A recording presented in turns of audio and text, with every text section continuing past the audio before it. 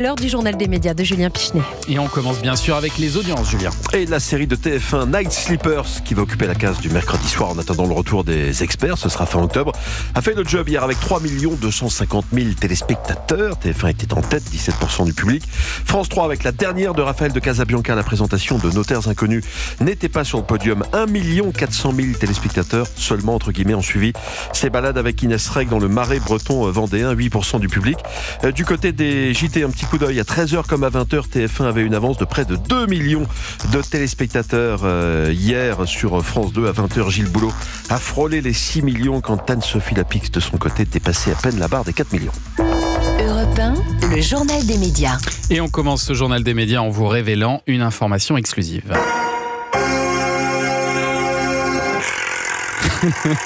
C'est la roue qui tourne. Ben oui. C'est vrai que c'était ça le générique, le premier. Exactement, oui, le générique de 87 dont on ne se lasse pas. Nous sommes en mesure de vous dévoiler l'identité de l'animateur qui présentera la roue de la fortune sur M6. Il s'agit de... Roulement de tambour. Éric Antoine. Éric Antoine. À nouveau. Pas aller chercher plus loin. Il est déjà aux commandes du Juste Prix du lundi au vendredi sur la même chaîne. D'après nos informations, les tournages devraient commencer le 18 novembre prochain, donc dans un petit peu plus d'un mois. Si aucune date ni aucun horaire n'est encore confirmé, on peut penser que la roue de la fortune sera diffusée en alternance avec le Juste Prix.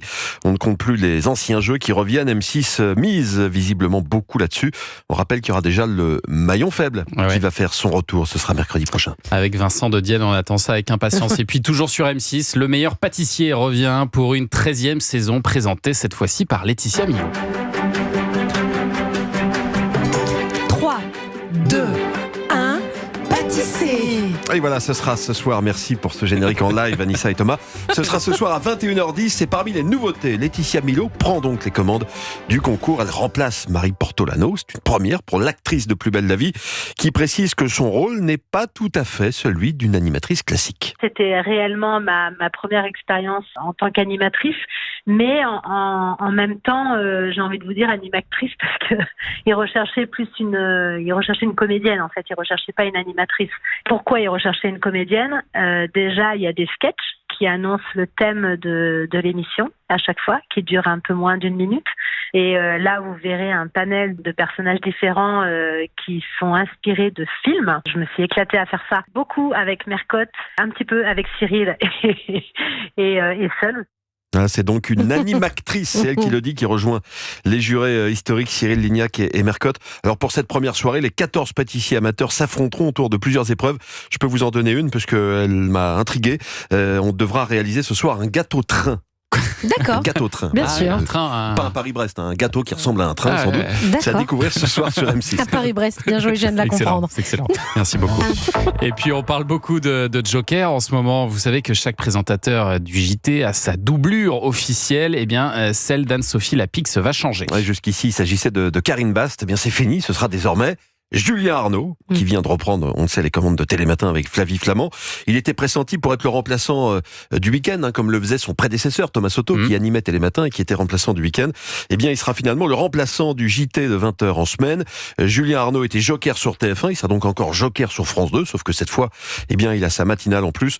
Julien Arnaud devrait présenter son premier JT sur France 2 lors des congés de fin d'année. Et puis, qui remplacera Julien Arnaud et Flavie Flamand quand ils ne seront pas à la présentation de Télématin? Parce que même les jokers ont des jokers. C'est le duo Louise Ekland de Jean-Baptiste Marteau qui a été désigné. Par ailleurs, selon le Parisien aujourd'hui en France, Maya Loquet, que vous connaissez bien, Thomas, pourrait être de son côté nommé joker du 13h, poste qu'occupait depuis plusieurs années Nathanaël de Rinxin. Ce dernier devrait céder sa place après les vacances de la Toussaint. Donc ça, c'est encore à confirmer dans les jours à venir. Et puis dans l'actualité des médias également, Emmanuel Macron qui parle de la série Emily in Paris. Ça se passe dans le magazine américain Variety. Et on va voir ce que ça donne maintenant que le président de la République s'en mêle. Emmanuel Macron tient à ce que la série reste en France. Je précise qu'à la fin de la saison 4, Lily Collins, qui interprète Emily, part à Rome. Ouais, donc s'il y a une saison 5, est-ce que ce sera Emily in Paris à Rome?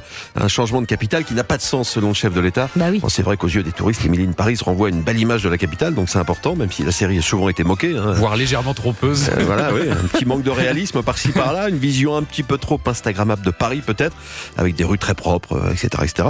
D'ailleurs, le président s'est dit très fier aussi de l'apparition de sa femme Brigitte Macron dans le feuilleton. C'est aussi dans la saison 4. Et puisque l'on parle de Brigitte Macron, je précise que sa fille Tiffaine Ozière a fait son retour hier dans le banc des chroniqueurs de TPMP sur C8. Et Cyril Hanouna l'a précisé, Tiffaine sera là désormais toutes les semaines en tant que chroniqueuse. Pour parler de droit et de répondre à des questions de droit.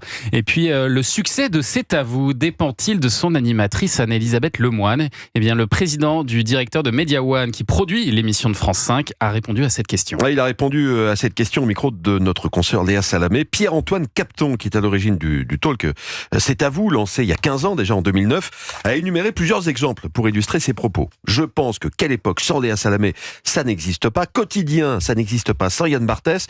Touche pas à mon poste, ça n'existe pas sans Cyril Hanouna.